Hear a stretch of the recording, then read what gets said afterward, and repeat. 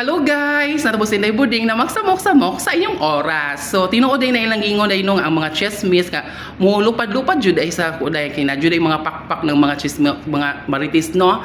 So, diri day sa atong kuan sa ato ang manong kining sa kalibutan ni Lolo M na makakwarta jud ay ta diri og dako ing tabang nako guys. Kay ngano, nakasweldo jud ko guys og 8,000 last month. So, dako ay kog pasalamat kaninyo guys mga supporters nako og sa akong mga followers, di ba? Sa akong mga isay ka content creator. Salamat kay sa inyo guys ha, kay nakakwarta jud ko guys. Mo na ako dako ipasalamat ninyo guys ay di pa gumikan niyo guys kay na ambot lang ani dako jud katabang nako guys.